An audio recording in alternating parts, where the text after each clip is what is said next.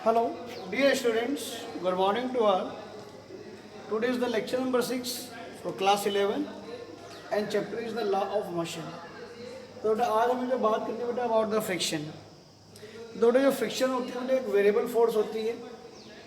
तो जो variable force होती है इसका मतलब बेटा क्या है, जब आप एक्सटर्नल फोर्स लगाओगे फ्रिक्शन फोर्स जब he comes into the play, यानी कि वो जो रोल प्ले होता है उसका, यानी कि वो जो एक्शन में आती है जब ही आती है जब आप किसी ऑब्जेक्ट के ऊपर एक्सटर्नल फोर्स लगाते हैं। अदरवाइज फॉर एग्जांपल मान लिया बेटा आपने 5 न्यूटन की फोर्स लगाई और 5 न्यूटन की फोर्स लगाने के बावजूद भी वो ऑब्जेक्ट मोशन में नहीं आया, इट मीन कि जो फोर्स ऑफ फ्रिक्शन है उसकी भी वैल्यू भी 5 न्यूटन होगी, but in the opposite direction to the applied force. तो फ्रिक्शन फोर्स एक वेरिएबल फोर्स होती है। तो फ्रिक्शन फोर्स के टाइप्स होते हैं, जैसे नंबर 1 जो होता है बेटा स्टैटिक फ्रिक्शन। अब देखो बेटा जो स्टैटिक फ्रिक्शन होता है उसको जनरली बेटा एफ से लिखते हैं, it is denoted by F S. तो बेटा स्टैटिक फ्रिक्शन क्या होता है? स्टैटिक फ्रिक्शन भी केवल बेटा देखो स्टैटिक फ्रिक्शन वो वैल्यू है जब आप जो एक्सटर्नल फोर्स लगाते हैं और उस एक्सटर्नल फोर्स की वजह से लेकिन ऑब्जेक्ट फिर भी मोशन में नहीं आता, तो जो आपकी जो अप्लाइड फोर्स है वही आपके पास just like a static friction हो जाता है। डेफिनेशन के रूप में अगर आप लिखना चाहें, the force of friction which comes into play between the two surface when the body tends to move over the another surface is called static friction। Diagram में बेटा अगर आप देखना चाहें तो बेटा मान लीजिए आपके पास एक ये ऑब्जेक्ट है और इसका जो बेटा वेट है वो आपके पास W=mg यहाँ है और इसकी जो नॉर्मल रिएक्शन है बेटा वो यहाँ है, और मान लीजिए बेटा एक्सटर्नल फोर्स आपने बेटा ये लगाई, तो जो आपके पास जो स्टैटिक फ्रिक्शन होगा वो आपके पास हमेशा अप्लाइड फोर्स के जस्ट अपोजिट डायरेक्शन में ही होता है। This is the static friction. And number 2 is the limiting friction. तो जो लिमिटिंग फ्रिक्शन होता है बेटे उसको जो डिनोट करा जाता है, लिमिटिंग फ्रिक्शन को हम जो डिनोट करते हैं एफ एस मैक्सिमम वैल्यू। तो बेटे एफ एस मैक्सिमम से क्यों डिनोट कर देते हैं, कारण क्या होता है बेटे इसका कि वो maximum value of external force, वो maximum value of external force जिसमें और एक object just begins to slide, यानी कि बेटा आप एक्सटर्नल फोर्स को धीरे धीरे बढ़ाइए बढ़ाइए बढ़ाइए, डेफिनेटली बेटा एक फोर्स की वैल्यू ऐसी आएगी जो उसकी जो स्टैटिक फ्रिक्शन होगा उससे जस्ट ज़्यादा हो जाएगी और जस्ट जो ऑब्जेक्ट होगा जस्ट बिगिंस टू स्लाइड होगा। That force will be the limiting friction, यानी कि वो आपके, यानी कि बेटा लिमिटिंग फ्रिक्शन क्या है, एक वो मैक्सिमम फोर्स है जिस फोर्स पर एक object just begins to slide होना शुरू हो जाता है। तो आप बेटा लिख सकते हैं when the applied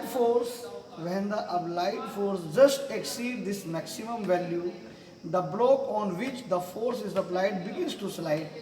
this maximum value of the applied force is measure of the limiting value of static friction between the two surface and called the force of limiting friction। अब बेटे एक तीसरा आता है बेटे वो आता है आपके पास काइनेटिक फ्रिक्शन। अब तो बेटे जो काइनेटिक फ्रिक्शन होता है वो क्या होता है, उसको बेटे हम एफ के से लिखते हैं। तो बेटे काइनेटिक, जब एक ऑब्जेक्ट आपके पास मोशन में आ जाता है तो उसका लिमिटिंग फ्रिक्शन खत्म हो जाता है, तब उसके अंदर बेटे काइनेटिक फ्रिक्शन हो जाता है। और जो काइनेटिक फ्रिक्शन की जो वैल्यू होती है लिमिटिंग फ्रिक्शन से कम होती है। जब बेटे एक ऑब्जेक्ट को जब आप जस्ट स्टार्ट करते हैं, चलाना शुरू करते हैं, तो आपको फोर्स ज़्यादा लगाने पड़ती है, लेकिन जब एक बार ऑब्जेक्ट मोशन में आ जाता है तो आपको फोर्स कम लगानी होती है। तो वास्तव में जो काइनेटिक फ्रिक्शन होता है वो केवल तभी रोल में आता है जब कोई एक ऑब्जेक्ट आपके पास मोशन में आ जाए। तो देखो बेटे अगर हम बेटे इसको ग्राफ के तरफ से हम अगर समझाना चाहें तो आपके पास जो ग्राफ आएगा बेटे कुछ कुछ वो आपके पास ऐसा आएगा, ये आता है आपके पास। तो आपके पास ये जो वैल्यू है ये तो बेटे शो करती है लिमिटिंग फ्रिक्शन को शो करती है, करेक्ट। और ये जो शो करती है बेटे ये जो पार्ट है बेटा आपके पास एक तरह से ये जो पार्ट है ये आपके पास काइनेटिक फ्रिक्शन को शो करती है, ठीक है ना। और ये जो पार्ट है बेटा वो स्टैटिक फ्रिक्शन है, क्या बेटा स्टैटिक फ्रिक्शन, करेक्ट। तो ये बेटा आपके पास हो गया बेटा अप्लाइड फोर्स, कैपिटल एफ और ये हो गया फ्रिक्शन।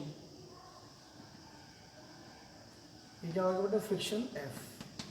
ठीक है ना। तो बेटा यहाँ से लेकर यहाँ तक ग्राफ जो है बेटा एक स्ट्रेट लाइन है। कारण स्ट्रेट लाइन क्यों है, जैसे जैसे अप्लाइड फोर्स बढ़ता है वैसे वैसे फ्रिक्शन बढ़ता है। ये वो मैक्सिमम वैल्यू है फोर्स की, फ्रिक्शन फोर्स की, जहाँ से कि अगर इससे ज़्यादा एक्सीड होगा तो body will be just begins to slide. अब जब वो बेटा मोशन में आ गई तो उसका काइनेटिक फ्रिक्शन में बन गया। काइनेटिक फ्रिक्शन की वैल्यू जो होती है वो लिमिटिंग फ्रिक्शन से कम होती है। तो this is about different type of friction.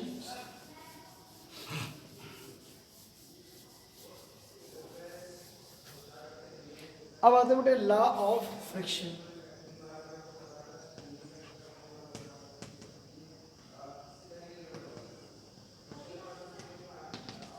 Law of friction में पहला लॉ आता है बेटे आपके पास law of limiting friction.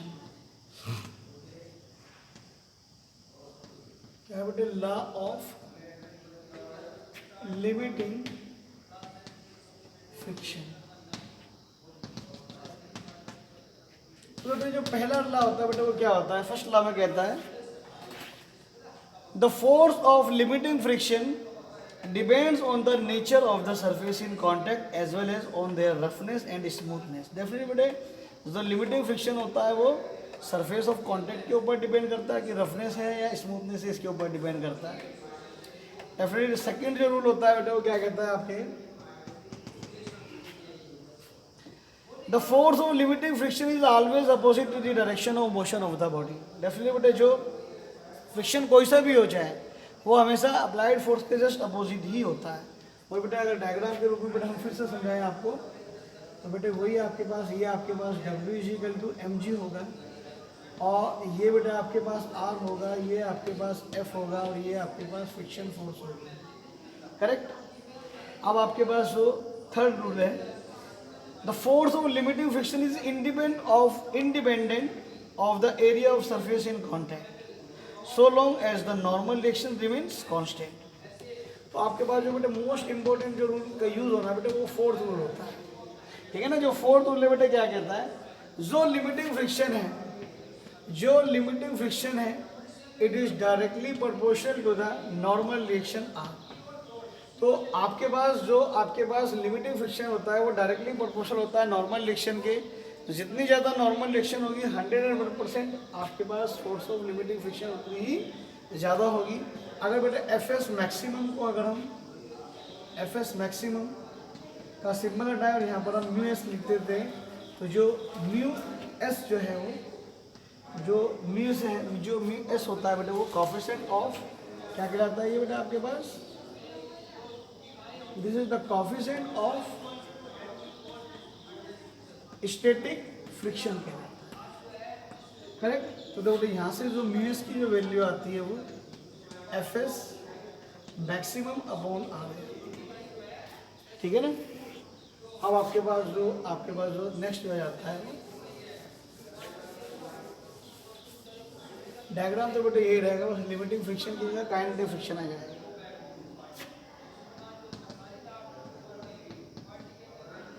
Of kinetic friction. तो बेटा इसके अंदर भी क्या है बेटा, जो रूल नंबर 1 होता है वो क्या है आपके पास, it comes into play when the body has started to slide over another surface. वास्तव में बेटा ये काइनेटिक फ्रिक्शन जब भी आता है जब एक ऑब्जेक्ट किसी दूसरी सरफेस के ऊपर जस्ट स्लाइड होना शुरू हो जाता है। सेकेंड रूल जो होता है, force of kinetic friction is a constant value, यानी कि काइनेटिक फ्रिक्शन की एक कांस्टेंट वैल्यू होती है जो depending on the nature of two surface in contact. Third, the force of kinetic friction does not depends on the area of contact. And fourth, जो most important है, जो kinetic friction है it is also directly proportional to the R. So F के symbol हटाते हैं, proportional तो constant आता है बेटा यहाँ पर म्यू के। यहाँ पर जो म्यू के होता है वहाँ पर जो म्यू एस था वो कोएफिशिएंट ऑफ स्टैटिक फ्रिक्शन था, और यहाँ पर जो म्यू के है it is the coefficient of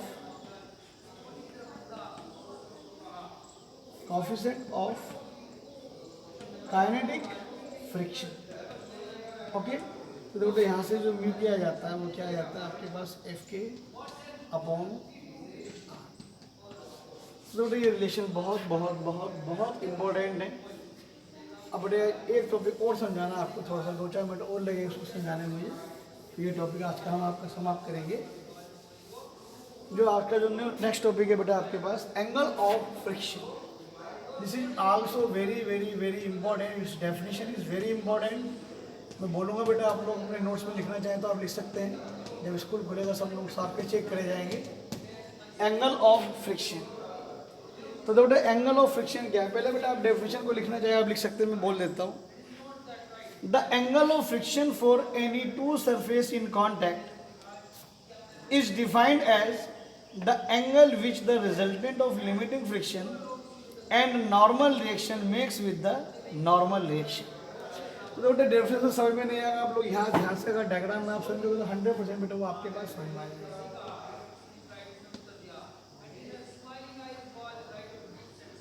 तो बेटे मान लीजिए बेटे इस ऑब्जेक्ट का जो वेट है W = mg यहाँ है, और बेटे मान लीजिए बेटे ये इसकी नॉर्मल रिएक्शन है, और जो अप्लाइड फोर्स है बेटे वो हम इधर लगाते हैं, तो डेफिनेटली बेटे जो आपके पास जो आपके पास ये समझ लीजिए बेटा आपके पास ये Fs मैक्सिमम है, करेक्ट। ये क्या है बेटा आपके पास Fs मैक्सिमम है। तो बेटे समझने की कोशिश करने दो बेटे, आप जितनी ज़्यादा फोर्स बढ़ाओगे 100%, ये अगर मैं इसको बेटे नाम दे दें, हम इसको नाम बेटे ए दे देते हैं, इसको हम नाम ओ दे देते हैं, और इसको हम नाम जो दे देते हैं बेटे वो बी दे देते हैं। तो बेटे आप जितनी फोर्स बढ़ाओगे ये जो लिमिटिंग फ्रिक्शन का जो मैग्नीट्यूड है बेटा उतना ही इंक्रीज होता चला है। मान लो फोर्स कम है तो इसका मैग्नीट्यूड यहाँ रहेगा, आपने फोर्स और बेटा इसका मैग्नीट्यूड इधर हो गया, तो ये मैक्सिमम काइनेटिक फ्रिक्शन है, मैक्सिमम लिमिटिंग फ्रिक्शन है, ओके। और ये आपके पास क्या बेटे इसकी नॉर्मल रिएक्शन है, ठीक है ना।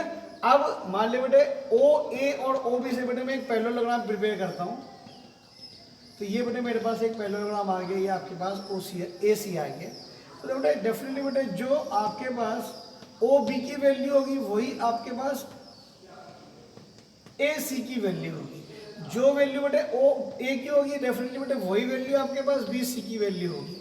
तो बेटे आपसे बात क्या कहता है, डेफिनेशन क्या कहती है बेटा आपके पास the angle of friction for any two surface of in contact is defined as the angle which the resultant of limiting friction and normal reaction.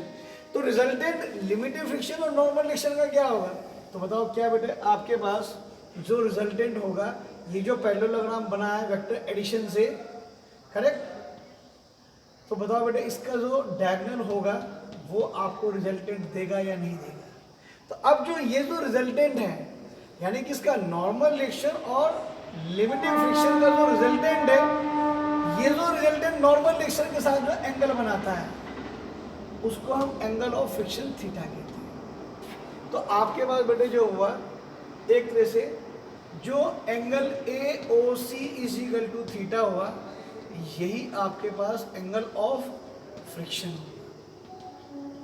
तो बेटे एंगल ऑफ फ्रिक्शन की वैल्यू जितनी ज़्यादा आप बढ़ाएंगे, यानी कि फोर्स ऑफ लिमिटिंग फ्रिक्शन जितना ज़्यादा होगा एंगल ऑफ फ्रिक्शन आपके पास उतना ज़्यादा, क्योंकि ये आपके पास डाउनवर्ड इधर हो जाएगा, तो एंगल ऑफ फ्रिक्शन की वैल्यू आपके पास इंक्रीज हो जाएगी। तो बेटे इन